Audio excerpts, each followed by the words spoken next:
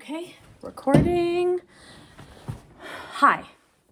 So I think it's important that I do this, that I make a record, because otherwise, who will know? Not my perspective anyway. And this time I think it matters. This time I think it's significant. I mean, they might be able to reconstruct the who, the what, the when, the where, but they would never understand why I did what I did. So for history, for the sake of American history, I'll say it the one time, and then you can know. You know, when I landed this job 8 years ago, it was the culmination of a dream. Mom felled to her friends, my daughter's working at the White House.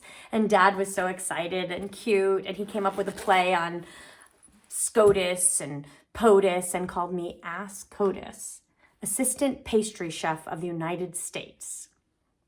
I frosted and creamed and whisked until my fingers were calloused.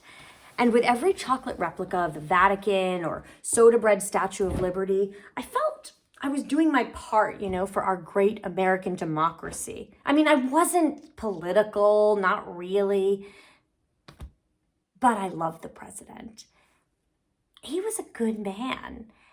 And what's more, I felt that he got that our baking was somehow part of a greater whole, that we were all on Team America. Well, then we had the election, and I don't have to tell you how that went. Suddenly, he is in the Oval Office. He's in the White House. He's in America's kitchen. Suddenly, this oaf in a red tie is taking a machete to our free press, our justice system, our decency, our kindness, our humanity. He is just shitting in America's apple pie. It is so funny. When you turn off Wi-Fi, you really disconnect from the world.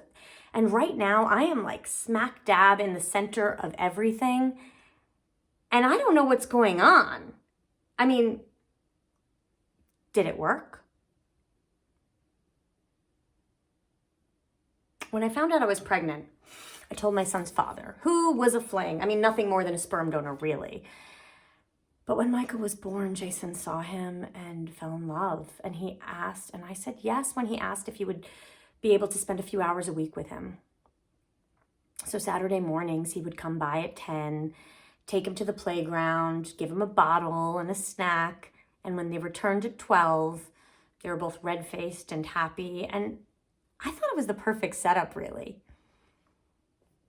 And then there was one time when noon rolled around, and they didn't return.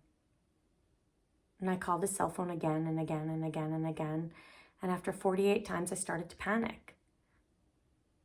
By 3, the police had put out an Amber Alert.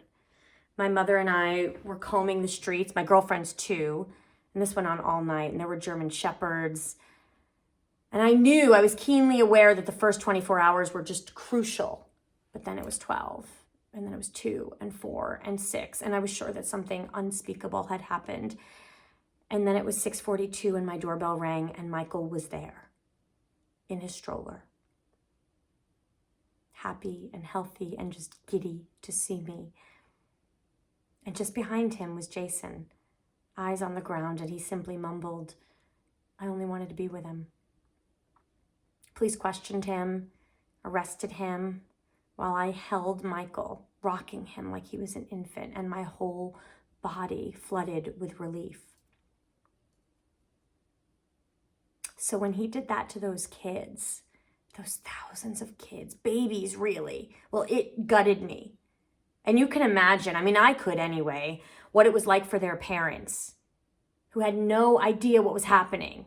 It triggered something in me, that not knowing. I was in the war room serving homemade ring-dings, don't even ask. And they were listening to the recordings that had been leaked of the kids crying, wailing for their parents, and they were all there. His Barbie daughter and her husband Ken, and that smirky vice president, and that doughy attorney who always looks startled, like you've just surprised him. And they all looked ashamed. Like, how could this happen? And I thought, oh, they get it. They have seen the error of their ways and they can fix it.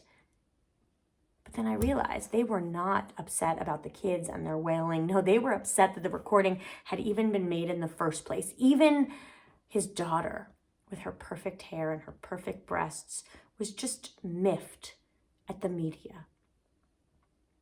So sure, you may have protested.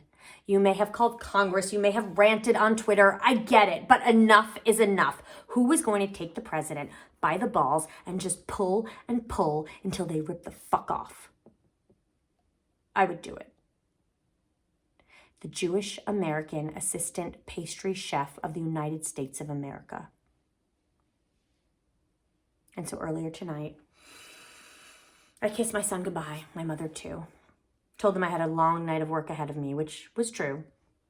I told them I'd see them in the morning, right about now. I made Flotus's favorite dessert for her birthday, white chocolate profiteroles. Entire family was there, Barbie and Ken, Vice President too, and some of the cabinet, and that aide with the really bad split ends. I made 20 profiteroles, one for each guest. President got 2, but he's special. My only regret was that the Senate Majority Leader declined his invitation at the last minute, but still, it was quite a party. They sang, she blew out her candles, took a bite. Delicious, she said, and then they all followed suit, one by one. I used castor oil. I had seen it in an episode of Law & Order. And I Googled, and sure enough, just 1 drop of resin and the size of a grain of salt, and there's no cure. Not even if you're president of the United States. After a few hours, there's some pain, nausea, severe dehydration. That's probably around now. And then your organs start to fail until they give out. It's death by chocolate. I left and drove until I got here. And by the time you hear this, I'll be gone too.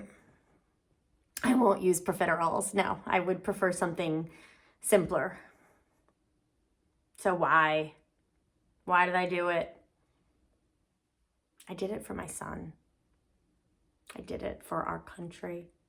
I did it for you. I did it because I felt somebody had to.